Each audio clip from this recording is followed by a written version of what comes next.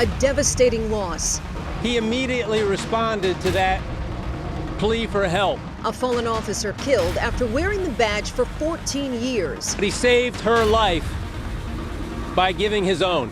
He was a proud public servant, father, husband, and son. What we've learned about the shooting suspect and the circumstances surrounding a deadly standoff. The News at 6 starts right now. You got it. A tragedy for the Prince George's County Police Department. Corporal Mujahid Ramzadin, a 14-year veteran of the force and a father of 4, killed during a domestic situation. The shooting started in Brandywine, Maryland. It ended after a police chase in Fort Washington, Maryland. Just a short time ago, the suspect's father spoke first to Fox 5 live during our broadcast at 5 p.m. to give his side of the story. Are you saying that there was some sort of love triangle? That's what my son told me. What did he tell you? That came home, he was suspicious because he's supposed to be at work. Are you saying that the police officer had some involvement with someone that your son was seeing? His wife. Fox 5's Marina Morocco is standing by with more on that in just a minute, but Tisha Lewis has more on the scene and the effect the investigation will have on your evening commute. But first, we begin with Matt Ackland live in Brandywine, where this all began. Matt? Hi, Sean. You can see and hear behind me this mobile command center from Prince George's County is moving out of the neighborhood. It's been in place for several hours. Until just a few seconds ago, it was parked out right in front of the home where this all took place about 10 o'clock this morning. We're told from authorities it all began with a cry for help, a woman involved in a domestic dispute. It happened at 10:19. We're told Corporal Ramzadin was off, but rushed to help a neighbor involved in a domestic dispute. He was not working, needing help. He immediately responded to that plea for help, and shortly thereafter found himself in a confrontation with a man armed with a shotgun. The 14-year veteran of the force, father of 4, and Medal of Valor recipient died close to home protecting a neighbor. He saved her life by giving his own. Sources tell Fox 5 the suspect took the officer's gun and led police on a chase. He was killed when police caught up to him on Old Fort Road in Fort Washington. Today, a gutless coward took the life of a very important part of our community. A police escort, including the chief of police, left the scene on the way to the medical examiner's office in Baltimore. We absolutely mourn the fact that his life was taken in this senseless act. But we thank God for officers like Officer Ramzadin. Still authorities on the scene here behind me. Crime scene tape still up. Many aspects of this investigation underway tonight. My colleague Fox 5's Marina Morocco joins us live from Upper Marlboro with more on the suspect. Marina? Yeah, and Matt, as you very well know, this is an incredibly difficult as well as sensitive situation. The suspect's family, Glenn Tyndall's family, disputing some of what the police have been reporting. But first, I want to tell you about that suspect. 37-year-old Glenn Tyndall. He was shot dead in Fort Washington by Prince George's police officers. He was 37 years old. He was a Largo High School graduate.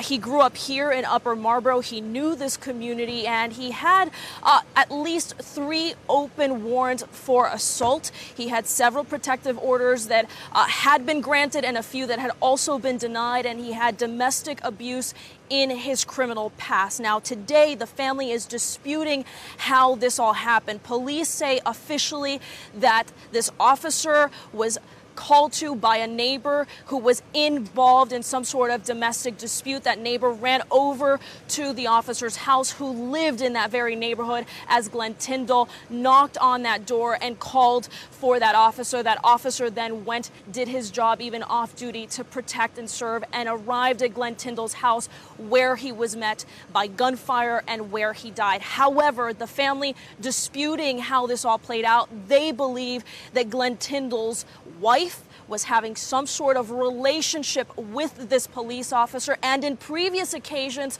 when she and Glenn Tyndall had issues, she would always seek the assistance of this police officer. I spoke with Glenn Tyndall's father earlier today. He says he's a father of 4. He would do nothing to harm his family.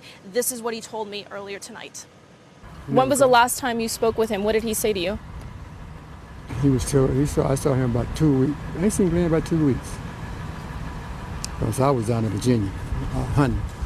And my wife called me as far as problems. They was having problems. And if you were watching Fox 5 at 5 o'clock, you probably saw that Glenn Tyndall's father, James Tyndall, showed up while we were in the middle of our live shot and shared these allegations. He says that his son had told him that there was some sort of extramarital affair, that there was some sort of relationship to this police officer. We have shared this information with Prince George's County Police. Prince George's County Police, through a spokesperson, saying this is completely inappropriate and they do not have any clue as to what this family is alleging at this time. Of course, this is all, again, information from one side versus the official version from police at this hour. Still a lot to go through. But again, this suspect, 37 years old, Glenn Tyndall, he did have a domestic abuse history and he was shot dead by police following that deadly shooting in Brandywine earlier today. Live tonight in Upper Marlboro, Marina Morocco, Fox 5 Local News. Meanwhile, the investigation into the death of Corporal Ramsden is also playing out in Fort Washington, where police fatally shot the suspect. Investigators are still on the scene right now. Roads in that area are also still closed. Fox 5's Tisha Lewis joins us live now with that part of the story. Tisha. And hours later, after all of this came to an end here in Fort Washington, Old Fort Road remains closed. You can see over my left shoulder, it is still a very active crime scene as the investigation continues. You can see the flashing lights, dozens of police officers behind that large group that you're taking a look at. We're told is a black Cadillac Escalade. That is, we're told, the car that the suspect was in at some point before he exited that car. And we're told there was some type of pursuit in this nearby wooded area. And at some point this evening, the defendant's car was here. Now, what we do know is that this has created a traffic mess in this area. Traffic has been diverted. You're taking a look now at some Skyfox images, and this is heavy traffic in this area on Old Fort Road in Livingston, traffic being diverted on Livingston South. But if you think this is a lot of traffic, just imagine what it was like earlier when all of this first happened. This is terrible. You think that leaving work, to get home, to get my daughter to the doctor at noon on a Wednesday, I could get there in less than an hour. I've only gone about 5 miles in the past 2 hours, so it's been a little rough with the little kid in the back.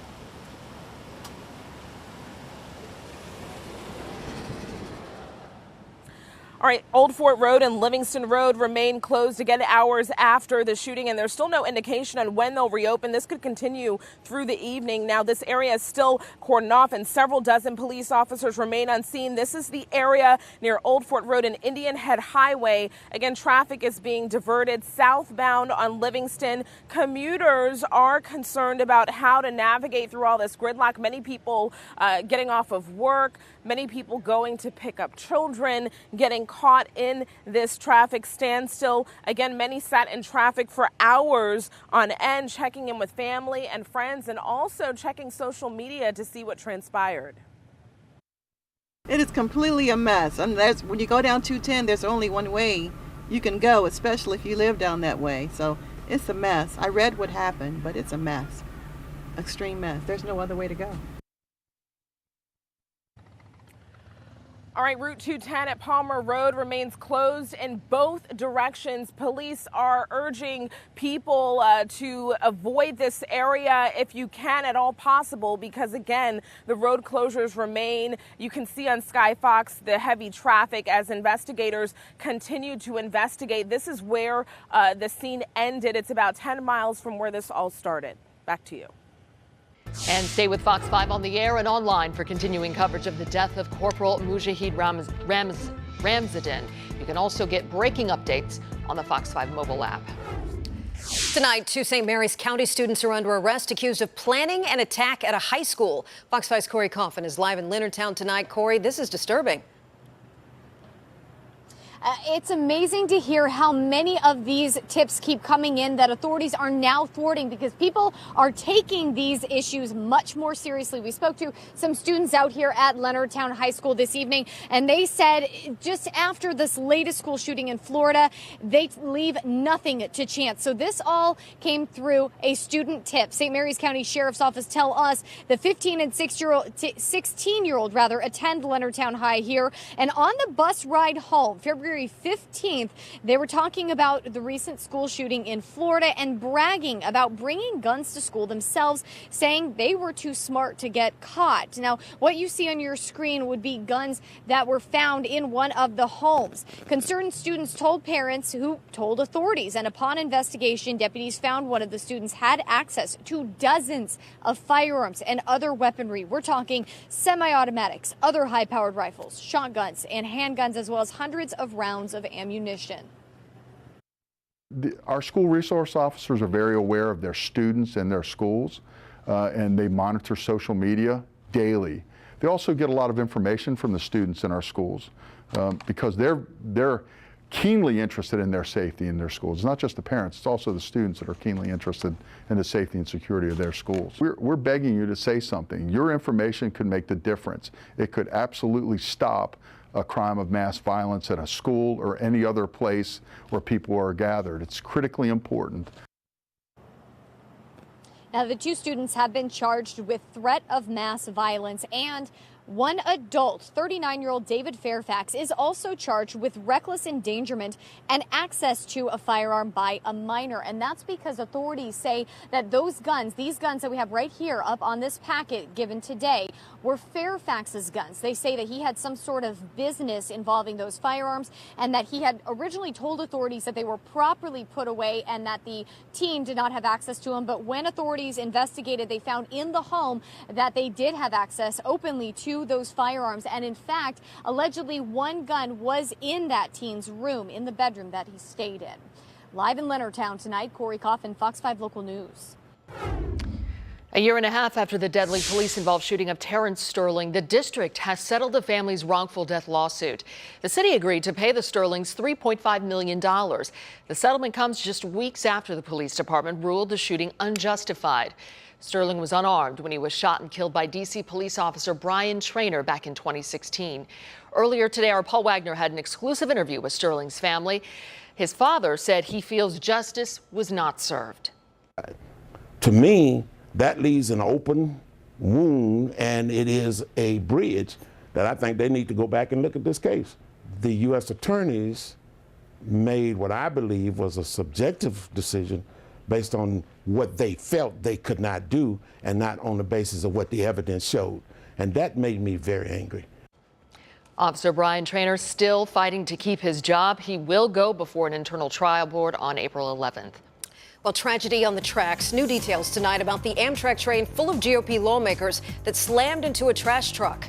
And later, could there be a cure for peanut allergies? Caitlin, another picture-perfect day out there. Oh, it really was, Sarah and Sean. If only we could bottle up yesterday and today and continue it. But unfortunately, we've got some big changes after what was another record breaker. High temperatures into the 80s today. 82 was the official high at Reagan, 80 at Dulles, 79 at BWI. These are all record highs. This is the earliest in the calendar year we've ever been this warm. Changes are coming, though, and that will begin with a couple of showers. You can't see much out here right now. In fact, it's been pretty quiet here in the metro. We have a fairly nice evening, but you see a few showers out along the 81 corridor, and they'll be increasing and moving in later tonight. With that comes a big change in our temperatures for tomorrow. All the details straight ahead in your 7-day forecast. Sean? Thank you, Caitlin. If you have a tip or a story idea, we want to hear from you. Our tip line is open right now, 202-895-3000. You can even send us an email to fox5tips@wttg.com. We'll be right back.